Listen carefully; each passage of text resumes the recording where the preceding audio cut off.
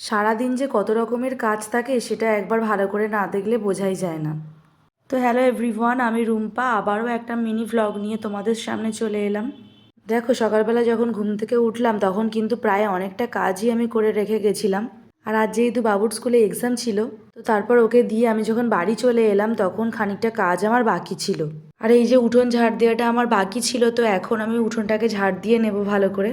তো উঠোনটাকে ঝাঁটা দেওয়ার আগে আমি একটু এক বালতি জল নিয়ে ভালো করে উঠোনের মধ্যে ছড়িয়ে দিলাম, কারণ রাস্তার এত পরিমাণে ধুলো বাড়ি ঘর উঠোনের মধ্যে এসে জমে না, মানে পুরো পাউডারের মতো ধুলোগুলো ওড়ে।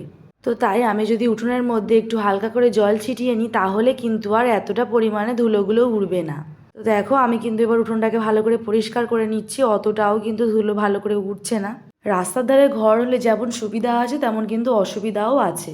তো গোটা উঠোনটাই আমি কিন্তু ভালো করে পরিষ্কার করে নিলাম। আর তারপরে কিন্তু জল নিয়ে আমি তুলসী তলায় চলে গেছিলাম তুলসী তলাটাকে ধোবো বলে। একটার পর একটা কাজ ঠিক যেন হাঁ করে থাকেই। তো তুলসী তলাটাকে আমি সুন্দর করে ঝাড় দিয়ে নিলাম, আর ঠাকুরের যে বাসনপত্রগুলো ছিল সেগুলোও কিন্তু ওগুলো মেজে নিয়েছিলাম। আর ঘরবাড়ি গোছানো দেখতে যেমন ভালো লাগে না, তেমনই কিন্তু ঘরবাড়ি গোছানোর পিছনে অনেক খাটনিও থাকে। আর একটা সংসারে যে কত রকমের কাজ থাকে সেটা না দেখলে বোঝা যায় না। তারপরে দেখো, আমি কিন্তু ফুল গাছ থেকে এই জবা ফুলগুলো তুলেছি। এই যে চন্দন জবা ছিল আর ছিল লাল জবা, তো এগুলো এখন তুলে নিয়ে ঠাকুর ঘরে রাখতে যাচ্ছি আমি। আর কাল যেহেতু দোল ছিল, তো ভালো করে ঠাকুরগুলোকে কিন্তু গাঁদার মালা পরিয়ে দিয়েছিলাম। আর তারপরে কিন্তু চলে এসেছি আমি বিছানাটাকে গোছাতে। আর এই যে দেখো, বিছানা কিন্তু আমার গোছানো হয়ে গেছে একদিকে, আর অন্যদিকে দেখো আমি খাটটাকে ভালো করে মুছে নিচ্ছিলাম, কারণ প্রত্যেক দিনই কিন্তু আমি খাট বিছানা এরকমভাবেই মুছে নিই। অল্প অল্প ধুলোতেই কিন্তু আমি পরিষ্কার করে নিই। আমি কিন্তু ঘরের নোংরাগুলো বেশি দিন জমাই না, রোজ যদি একটু একটু করে করি না তাহলে কিন্তু একসঙ্গে এতটা জমে যায় না। আর যখন একসাথে অনেকটা করতে যাব তখন কিন্তু একটু কষ্টই হয়। আর এই যে দেখো, হাতে এটা পরে কিন্তু আমি খাটটাকে পরিষ্কার করে নিয়েছিলাম।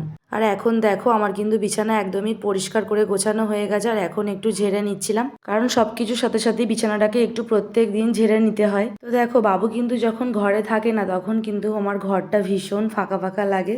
আর ও কিন্তু থাকলে সারাক্ষণ মামা করে আমার পিছন পিছনই ঘোরে, ওই জন্য একটু ফাঁকা ফাঁকা লাগছে ঘরটা। আর সেটা কথা নয়, একটা বাড়িতে যখন একটা বাচ্চা থাকে তখন না ঘরটা খুব ভর্তি ভর্তি লাগে, আর যখন না থাকে তখন কিন্তু খুব ফাঁকা লাগে। তো যাই হোক, আমি কিন্তু জামা কাপড়গুলোকেও মেলে নিলাম ছাদের মধ্যে। এক বালতি জামা কাপড় কেচেছিলাম, আর আমার দেখো জামা কাপড় প্রায় মেলা হয়ে গেছে।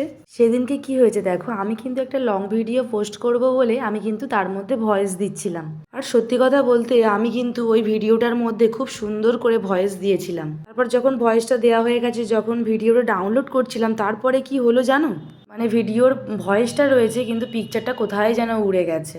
কত চেষ্টা করলাম, কিছুতেই আর ওই ভিডিওটা পেলাম না। আর তারপরে আমি এত কষ্ট পেয়েছিলাম না, কেঁদে কেঁদে তারপর ভিডিওতে আমি ভয়েস দিই।